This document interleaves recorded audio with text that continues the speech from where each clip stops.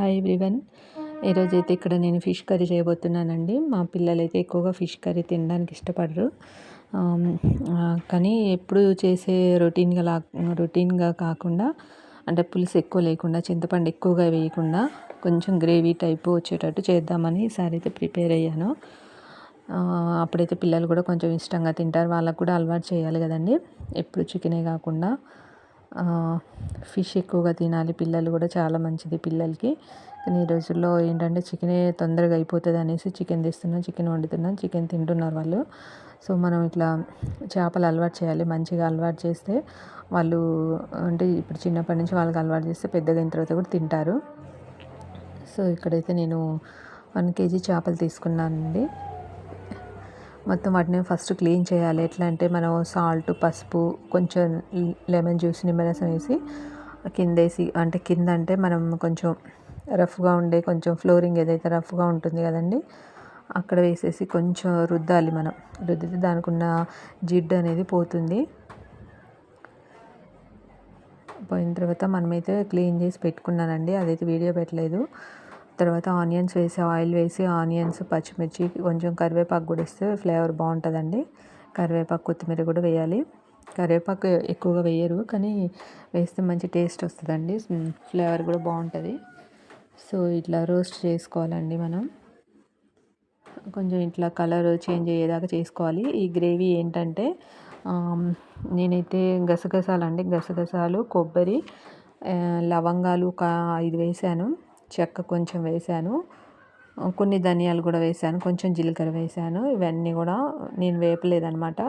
మామూలుగా పచ్చి వాటిని నేను మిక్సీ పట్టాను. కొంచెం వాటర్ పోసి మిక్సీ పట్టేసి ఇందులో ఒక టమాటా కూడా మిక్సీతో పాటు, వీటితో పాటు టమాటా కూడా వేసి మిక్సీ పట్టి ఆ గ్రేవీ అనమాట అది. సో ఆ గ్రేవీ కూడా కొంచెం ఆయిల్లో ఇట్లా సిమ్లో ఉడకనివ్వాలండి. తర్వాత ఇంకొంచెం కొత్తిమీర వేసాను. ఫస్ట్ కరివేపాకు వేసాను కదా, ఇప్పుడు కొత్తిమీర వేసాను. సో పక్కనైతే చికెన్ కూడా చేస్తున్నాను అనమాట. అందరూ ఈ ఫిష్ తినడానికి ఇష్టపడరు, మా వాళ్ళు కొంతమంది.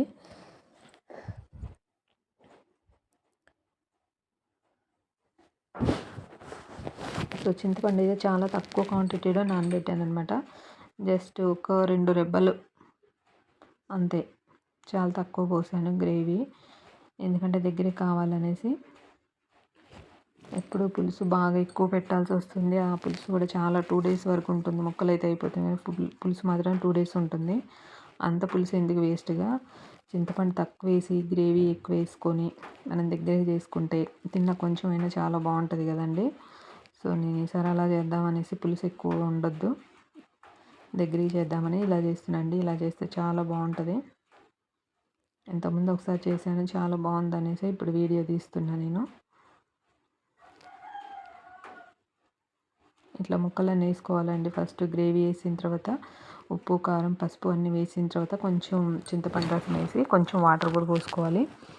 వాటర్ పోసిన తర్వాత కొద్దిగా ఒక 5 minutes తర్వాత ముక్కలు కూడా వేసి ఒక 10 to 15 minutes లో ఫ్లేమ్లో ఉడికించాలి. అప్పుడు ఏంటంటే ఆయిల్ అంతా పైకి తేలి మంచిగా ఉడుకుతుందండి.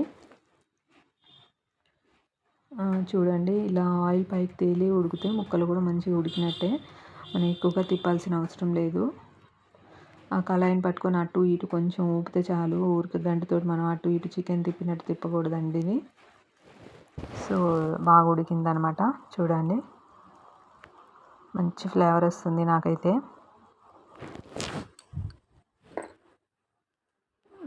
చాలా బాగా కుక్ అయింది, గ్రేవీ బాగుందండి. చూడండి ముక్కలు కూడా ఎంత బాగా కుక్ అయ్యాయో. టేస్ట్ అయితే చాలా చాలా అదిరిపోయిందండి. సూపర్గా ఉంది. మీరు కూడా ఇలా ట్రై చేసుకోండి. రెగ్యులర్ కాకుండా మీ పిల్లలు కూడా చాలా ఇష్టంగా తింటారు.